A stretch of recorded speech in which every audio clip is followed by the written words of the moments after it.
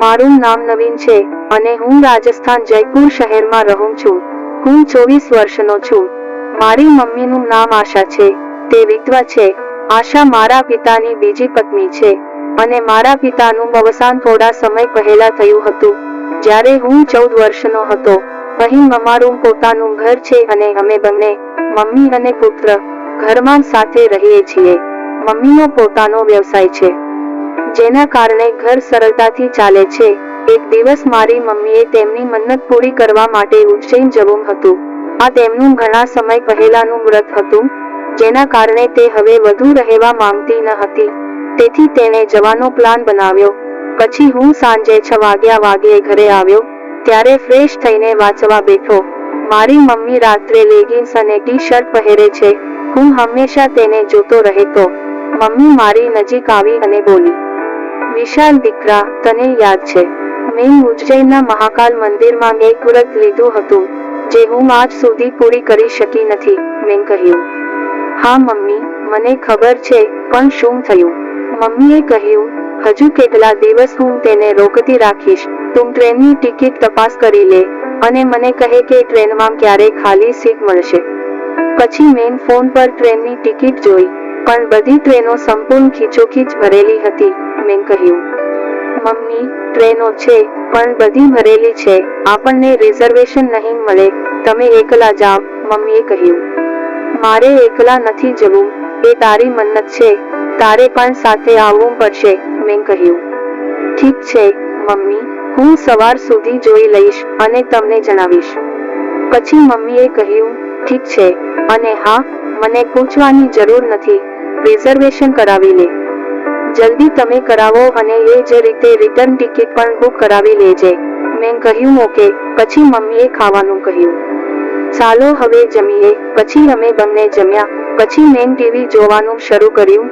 રાત થઈ ગઈ હતી અને મમ્મી પણ સૂઈ ગઈ હતી. પછી સવારે ઉઠીને હું મમ્મી પાસે ગયો અને કહ્યું, તારે ઉજ્જૈન જવું છે, સાચું મમ્મી? મમ્મીએ કહ્યું, હા. મેં કહ્યું, હા, તો ચાલો બસમાં જઈએ. તે અમને સવાર સુધીમાં પહોંચાડશે અને ત્યાંથી સાંજની બસ પકડીશું. મમ્મીએ કહ્યું, હા, તો જો, અને ભાડું કેટલું છે એ બધું પણ તપાસ કરી લે. મેં કહ્યું, હા મમ્મી, હું જોઈ લઈશ. થોડીવાર પછી મેં મમ્મીને કહ્યું, મને ટિકિટ મળી ગઈ. બીજા દિવસે અમારે રાત્રે 8 વાગ્યાની બસ લેવાની હતી, જે સવારે 5 વાગ્યે ઉજ્જૈન પહોંચશે. મેં જાણી જોઈને સ્લીપર સીટ બુક કરી હતી, જેથી હું મમ્મી સાથે સમય પસાર કરી શકું. મેં 2 લોકો માટે સ્લીપર સીટ બુક કરાવી હતી, જેમાં 2 જણ સાથે બેસે છે. બીજા દિવસે બધું સામાન પેક થઈ ગયું. રાત્રે અમે બંને જમ્યા અને બસમાં જવા નીકળ્યા. અમે બંને બસ સ્ટેન્ડ પર આવ્યા અને બસમાં ચડ્યા. અમારી બસ ચાલુ થઈ. થોડી વાર પછી ઢાબો આવ્યો અને મમ્મી ઊભી થઈ અને બહાર જોવા લાગી. મમ્મીએ કહ્યું, દીકરા, બહાર જઈને કંઈક ખાવાનું લઈ આવ. મેં કહ્યું, તમારે શું ખાવું છે? મમ્મીએ કહ્યું, કંઈ પણ લઈ આવ, બધું સારું હશે. મેં કહ્યું, ઓકે મમ્મી, અને હું બહાર નીકળ્યો. અને મેં ભેલપુરીની પ્લેટ લીધી અને તેમાં થોડું વધારાનું મરચું નાખવા કહ્યું. બીજી ગોળીનો પાવડર પણ બનાવ્યો અને તેમાં નાખ્યો. પછી હું બસમાં આવ્યો. મમ્મીને ભેલપુરી ખાવા આપી હતી. તે તેને ગમી. તેમણે ભેલપુરી ખાવાનું શરૂ કર્યું. મમ્મીને તીખું લાગ્યું, ત્યારે મમ્મીએ બધું પાણી પીને પૂરું કરી દીધું. તે પછી મમ્મી સૂઈ ગઈ અને હું પણ સૂવા લાગ્યો. મમ્મી જ્યારે સૂઈ ગઈ, ત્યારે મેં મમ્મીના માથે હાથ મૂક્યો ત્યારે તે સૂતી હતી. પણ મમ્મી તરફથી કોઈ રિએક્શન ન આવ્યું, એટલે હું સમજી ગયો કે મમ્મી પણ આ બધું જ ઈચ્છે છે. પણ બસમાં ખૂબ ભીડ હોવાથી ત્યાં કંઈ કરવું સારું ન હતું. થોડી વાર પછી હું પણ સૂઈ ગયો. અમે સવારે 5 વાગ્યે ઉજ્જૈન પહોંચ્યા અને ત્યાંથી હોટેલ તરફ ગયા. હોટેલ માલિક મારી મમ્મીને જોઈ રહ્યો હતો. તેણે અમારા બંનેની વિગતો લીધી અને રૂમની ચાવી આપી. મમ્મીએ મને ચા પીવા બહાર જવાનું કહ્યું, પણ મેં કહ્યું, હું બધો સામાન રાખી રૂમ પણ જોઈ આવું છું. પછી હું ચાવી લઈને રૂમમાં ગયો. તે રૂમ 3જા માળે હતો. હું બધો સામાન ઉપર રાખી ઝડપથી નીચે આવ્યો. આવ્યા પછી મમ્મી સાથે બહાર ગયો અને ચા પીવા લાગ્યા. ચા પીધા પછી મેં કહ્યું, ચાલો રૂમમાં જઈએ. મમ્મીએ કહ્યું, ઠીક છે ચાલો. હું હોટેલ પર પહોંચ્યો અને કહ્યું, તમે જાઓ મમ્મી, હું બાકીનો સામાન લાવું છું. હવે મમ્મી રૂમમાં ગઈ. મેં તેને રૂમની ચાવી આપી દીધી હતી. તે રૂમની અંદર ગઈ અને તેની હેન્ડબેગ રાખી વોશરૂમમાં ગઈ. ત્યાં સુધીમાં હું પણ આવી ગયો. થોડીવાર પછી તે બહાર આવી અને તે પછી મમ્મીએ મને કહ્યું, તું પણ તૈયાર થઈ જા, પછી તારે પણ મંદિરે આવવું પડશે. મમ્મીએ કહ્યું, હા, હું નહાઈને આવું છું, તે પછી તું પણ નાહી લે. મેં કહ્યું, ઓકે મમ્મી. પછી મેં ટીવી ચાલુ કરી જોવાનું શરૂ કર્યું અને મમ્મી કપડાં લઈને વોશરૂમમાં ગઈ. થોડી વાર પછી મમ્મી નહાયા અને કપડાં પહેરીને બહાર આવી. મમ્મીએ કહ્યું, હવે તું નહાવા જા અને જલ્દી તૈયાર થઈ જા. મેં કહ્યું, હા મમ્મી, હું જાઉં છું. પછી હું સ્નાન કરીને બહાર આવ્યો અને અમે મંદિરે પહોંચ્યા. લગભગ 2 કલાક પછી, બધી પૂજા કર્યા પછી, અમે પાછા હોટેલના રૂમમાં આવવા લાગ્યા. લગભગ 1 વાગે અમે બંને હોટેલ પર પહોંચ્યા અને હવે મને ખૂબ જ ભૂખ લાગી હતી. મેં ઓર્ડર આપ્યો અને જમ્યા પછી થોડીવાર ચાલવા ગયો. મમ્મીએ મને જમ્યા પછી ચા મંગાવવાનું કહ્યું. પછી હું રૂમમાં આવ્યો. તે સમયે મમ્મી કદાચ વોશરૂમમાં ગઈ હતી. ત્યાં સુધીમાં ચા આવી ગઈ હતી, એટલે મેં તેની ચામાં પાવડર મિક્સ કરી મૂકી. હવે અમે બંનેએ ચા પીધી. ચા પીધા પછી તેને ઊંઘ આવવા લાગી. પછી મમ્મીએ કહ્યું, દીકરા, મને માથું દુખે છે, હું સૂઈ જઈશ. મેં કહ્યું, હા મમ્મી, સૂઈ જાવ, ચિંતા ન કરો.